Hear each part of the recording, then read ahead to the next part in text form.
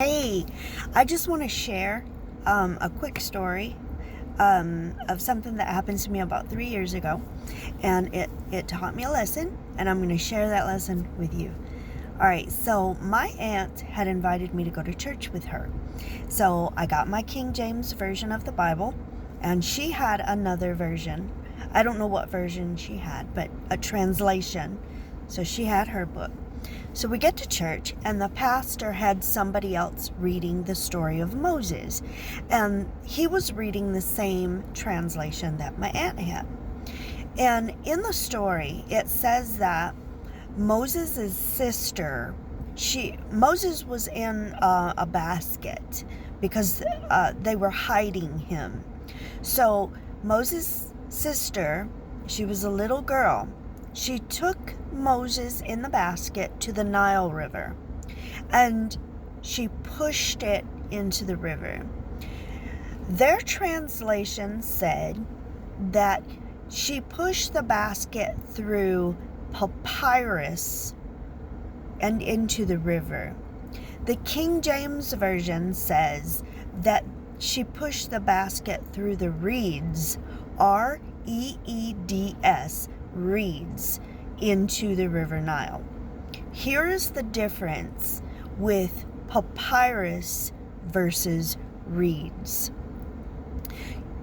Papyrus is something that you write on, and you can read it, you can paint pictures on it. It's like a sheet of paper, like we would use a sheet of paper. So in their version, it's saying that Miriam, and that's the little girl's name, Miriam pushed Moses through some sheets of paper that were growing near the Nile. Well, that doesn't make any sense. Like we know, it takes trees, wood, whatever. There's a process to make paper, just as there's a process to take reeds and make papyrus. So you can't say she pushed him through papyrus. She pushed him through the reeds. Now, here's the thing. That is a very simple mistranslation, difference, however you want to put it. Her version versus the King James Version. This is what I'm going to say. I know that the King James Version is difficult to read, but that version is the first version that was translated from the original text. They did as best they could to translate those original languages into English that we can read even to today. So it was written, though, in Old English. If you read Shakespeare writes in English, but it's Old English. It's difficult to understand. Thou, thine, words like that. We don't use that today. As well as things get kind of drawn out. It goes kind of around and around the point, and as you're reading the same thing and you're trying to figure out, it's more of a poetic type of writing. And the King James is so much like that. It doesn't just say, and they entered the building through the left side. It'll be like, it'll just go on and on, going around and around, and you got to piece together the sentences to say, okay, they entered the building to the left side. So be real careful.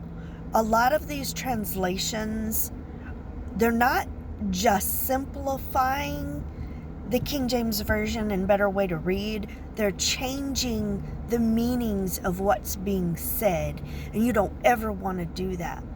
So here's my advice.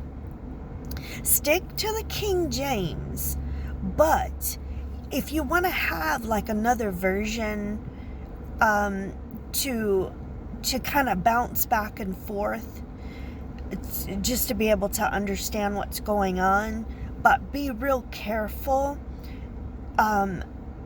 Hold it up against each other. Okay, what is the idea of what this side is saying versus what the King James is saying?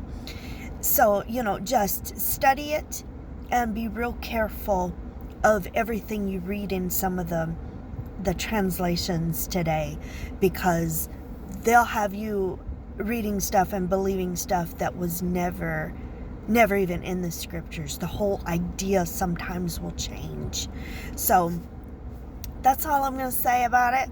All right, if you have any questions, any comments, whatever, let me know, and I will see you later. All right, bye.